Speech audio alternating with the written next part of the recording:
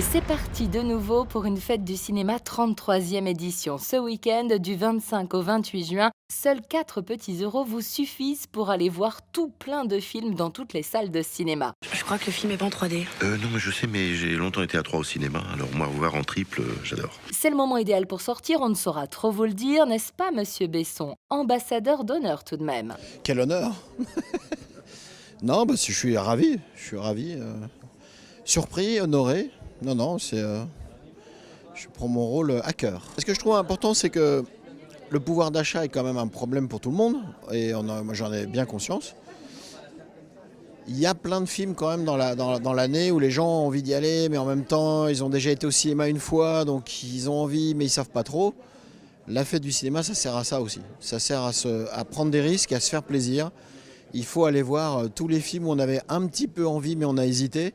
C'est le bon moment, il faut y aller, il faut surtout prendre des risques. C'est la bonne occasion d'aller voir des films taïwanais, iraniens, des films qu'on n'aurait peut-être pas forcément été voir. Il faut prendre des risques parce que quand on prend des risques, on risque de doubler son plaisir. Et que même pour certains, c'est le moment de payer leur place. La fête du cinéma, ça me rappelle quand j'étais tout petit. Et en fait, je grugeais le cinéma. C'est pas bien, mais je passais par la porte de derrière. Et quand il y avait la fête du cinéma, là, je payais. Parce qu'en fait, à l'époque, je crois que c'était 10 francs, quelque chose comme ça. Du coup, je me faisais 3 séances dans la journée, parfois 4. Donc là, ça me rappelle cette époque-là de ma vie. Ouais. Non, c'est pas vrai.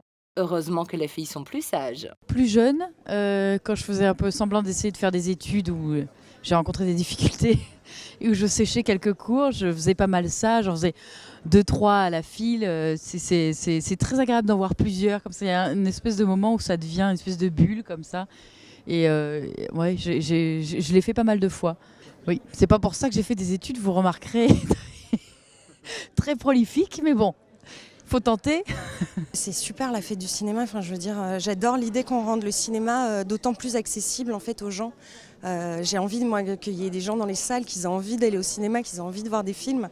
Donc je trouve que l'opération c'est super évidemment. Je suis belge donc je n'ai pas malheureusement la chance d'avoir eu la fête du cinéma.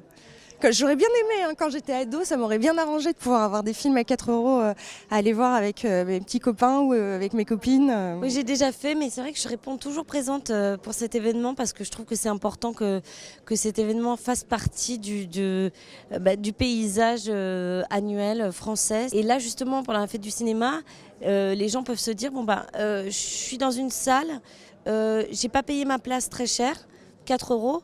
Donc je m'autorise le fait de ne pas aimer, par exemple, et d'aller voir tout d'un coup un film que j'ai pas prévu d'aller voir. Tiens, si on allait voir le documentaire de J.R. Agnès Varda, par exemple. Oui, Ludivine, vous avez raison, il faut aller voir Visage Village.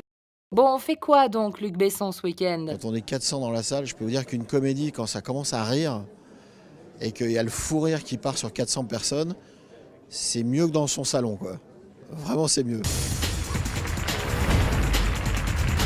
Du côté des nombreuses sorties de la semaine, Les Ex en font partie, une comédie chorale dans laquelle nous retrouvons Jean-Paul Rouve, les humoristes Claudia Tagbo, Arnaud Ducret, Baptiste Le Caplin, mais aussi Patrick Chenet. Un casting riche pour une comédie qui ne nous a pas été montrée. Est-ce bon signe? Le réalisateur de la série télé très remarqué Les Revenants livre ce chaos dans lequel Laurent Lafitte incarne un homme de pouvoir arrogant et dominateur pour lequel une plongée dans le coma après une journée oppressante va le faire changer totalement. Un drame romantique adapté d'une histoire vraie et au passage d'un ouvrage devenu un best-seller, nous plongeons avec cette Everything Everything dans le quotidien de Maddy, contrainte de ne jamais mettre un pied dehors car atteinte d'une maladie la contraignant à rester cloîtrée chez elle, jusqu'au moment où elle rencontre Holly.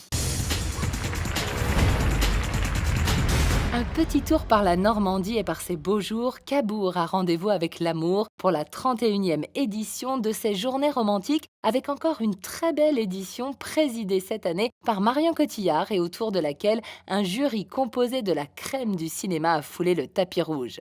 Le romantisme, toujours. Je suis fleur bleue moi, donc je suis très heureux d'être là. C'est un vrai bonheur, c'est un plaisir vraiment. Puis vraiment l'équipe des jurys est très très chouette, donc c'est cool, on a bien sympathisé tous, il y avait un truc très humain, donc c'est vraiment cool. Ouais. Et est-ce que vous pensez qu'il faut être romantique pour être un musicien comme vous? Pour moi, le romantisme, c'est de la poésie.